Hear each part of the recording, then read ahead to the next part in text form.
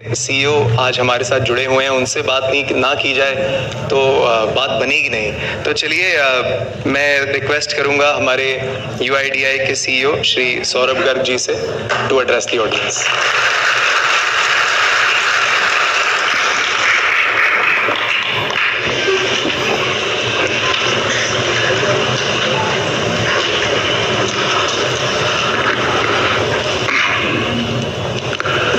नमस्कार, सुप्रभात।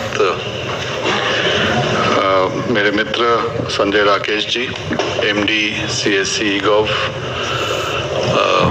यूआईडीआई से शैलेंद्र सिंह, संजय सोहनी और मेरे अन्य सहकर्मी जो आपके साथ नेक्स्ट 2-3 घंटे में आपके साथ बात करेंगे, आपके प्रश्नों का उत्तर देंगे, आपकी समस्या समझेंगे, आपको हमारी सोच भी समझाएंगे। और मुझे मालूम पड़ा कि विभिन्न राज्यों से, विभिन्न प्रांतों से सब आप लोग आए हुए हैं। आप सबका वेलकम मैं करता हूं कि ये मैं पूछ ही रहा था संजय राकेश से कि इस तरह की कभी हमने वर्कशॉप की है कि केवल आधार के मुद्दों पर डिस्कशन, चर्चा करना सब ऑपरेटर्स के साथ, आपके फील्ड के सहकर्मियों के साथ, और उन्होंने बोला कि शायद से पहली बार हो रही है इस तरह की वर्कशॉप। आपकी जो कार्य करते हैं उसके बारे में तो डिटेल में होती रहती हैं आपकी कार्यशाला। तो मुझे बहुत खुशी लग रहा है कि इस तरह की वर्कशॉप आज की जा रही है और निश्चय फ्यूचर में भी स्टेट लेवल पे या नेशनल लेवल पे इस तरह की भागीदारी के साथ हम आगे बढ़ते हुए निश्चय और अच्छा काम करेंगे, आप भी और हम भी आपके साथ। जैसे संजय जी ने बोला, सीएससी जो कॉमन सिटीजन या सिटीजन सर्विस सेंटर्स है, कॉमन सर्विस सेंटर्स हैं, ये अब शायद उस स्तर तक पहुंच गए हैं कि शायद हर पंचायत में ही नहीं, हर गांव तक पहुंच गए हैं। और जो हम डिजिटल इंडिया की जब बात करते हैं तो शायद उसकी बुनियाद ये सीएससीज ही हैं कि इन्हीं के कारण जो हम बोलते हैं कि भारत इतने आगे जा पाया है डिजिटाइजेशन में, इतना अच्छा काम कर पा रहा है कि लोगों तक डिलीवरी ऑफ सर्विसेज हो पा रही है। उसमें आप लोगों का बहुत बड़ा और महत्वपूर्ण रिस्पॉन्सिबिलिटी है। तो उसके लिए मैं आप सबको धन्यवाद देना को चाहूँगा, आपको कॉन्ग्रेचुलेट करना चाहूँगा, बिकॉज आप लोग हैं ग्राउंड पे, इसीलिए अलग अलग सोच भी हम कर सकते हैं पॉलिसी लेवल पे कि क्या क्या कार्य आपके जरिए डिलीवरी हो सकती है। इनफैक्ट आपको खुशी होगी कि डिजिटल इंडिया का एक जो लक्ष्य है कि जो भी सरकारी सेवा डिजिटल माध्यम से दी जा सकती है उसे डिफ़ॉल्ट मोड में वो देना चाहिए। एक्सेप्शन होना चाहिए कि किसी भारत के नागरिक को किसी सरकारी ऑफिस में आना पड़े या कहीं दूर जाना पड़े वो सर्विस को लेने के लिए,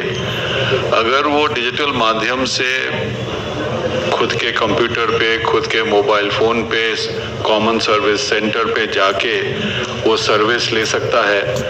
तो उसे वो मिलनी चाहिए। और ये आश्वासन जो सरकार दे पाती है, वो आश्वासन आप लोगों का जो सर्विस सेंटर्स हैं उसकी वजह से, जो कनेक्टिविटी इम्प्रूव हुई है उसकी वजह से, जो मोबाइल का पेनिट्रेशन हुआ है उसकी वजह से हम ये दे पा रहे हैं। और जो विजन है, जो हम बोलते हैं ईज ऑफ लिविंग,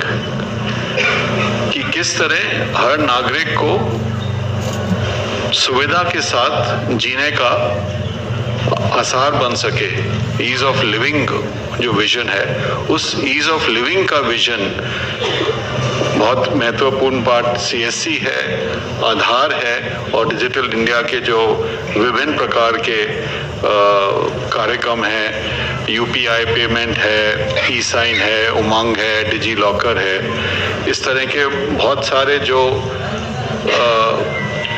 एप्लीकेशंस हम इंडिया स्टैक जो बोलते हैं, वो इंडिया स्टैक आप लोग ही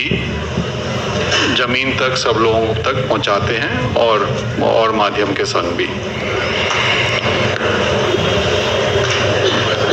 अगर हम आधार की बात करें, पिछले 10 सालों में हम अब उस स्तर पे पहुंच गए हैं कि जो भी भारत में नागरिक है उसके साथ हम दावा करके बोल सकते हैं कि अगर वो 18 साल से ज़्यादा उम्र का है, अडल्ट है, तो उसके बाद निश्चय आधार है। 0 to 5 years जो है वो ऑब्वियसली उसमें आधार का देने का सिलसिला चलता रहता है और वो चलता रहेगा, क्योंकि हर साल करीब 2.5 करोड़ बर्ड्स होते हैं, नए बॉर्न शिशु आते हैं हमारे देश में, तो वो तो चलता रहेगा प्रयास। लेकिन हम उस स्तर पे पहुंच गए हैं कि 100% अडल्ट्स के पास आधार है और इसी कारण जो मैंने बोला कि 1100 स्कीम्स हैं गवर्नमेंट की जो आधार को बुनियाद बनाती हैं, वो आधार को लेके ही आगे चलती हैं और यही बुनियाद बना के हम जो ईज ऑफ लिविंग का है कि डिजिटल सर्विस ऑफ डिलीवरी होना चाहिए, वो बुनियाद है। आगामी दिन में अब फिर क्या फोकस रहेगा हमारा आधार का? एक तो है ही एनरोलमेंट, तो अब 2.5-3 करोड़ हर साल होगा, जितना बर्थ्स हैं प्राय उतना एनरोलमेंट हो गए, तो नए एनरोलमेंट तो ऑटोमेटिकली हम एक समीक्षा भी कर रहे थे हमारे लोग, तो वो बता रहे थे कि एवरेज अगर हम देखें तो एक जिले में प्रतिदिन 10 या 15 नए एनरोलमेंट से ज़्यादा नहीं होते हैं पूरे जिले में, एवरेज की बात कर रहा हूँ। तो ऑब्वियसली नए एनरोलमेंट लिमिटेड हैं और उसके हिसाब से हम अपना जो फील्ड का जो नेटवर्क है उसी हिसाब से हम भी उसको चिंता कर रहे हैं कि कैसे रैशनलाइज कर पाएं। लोगों का फोकस अब है अपडेट्स पर, अपडेट एड्रेस का अपडेट है, मोबाइल का अपडेट है, कभी कभी थोड़ा बहुत नाम में चेंज होता है,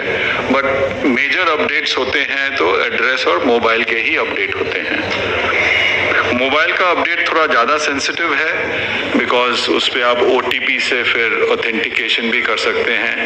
तो अगर कोई गलत मोबाइल उस पर गलती से हो गया तो उसका इम्प्लीकेशंस ज़्यादा हैं। एड्रेस अपडेट के भी इम्प्लीकेशंस हैं, बट तब भी एड्रेस अपडेट में चेंजेस करना अगर कोई डॉक्यूमेंट है तो उसके हिसाब से किया जा सकता है। मोबाइल अपडेट तो केवल बायोमेट्रिक के साथ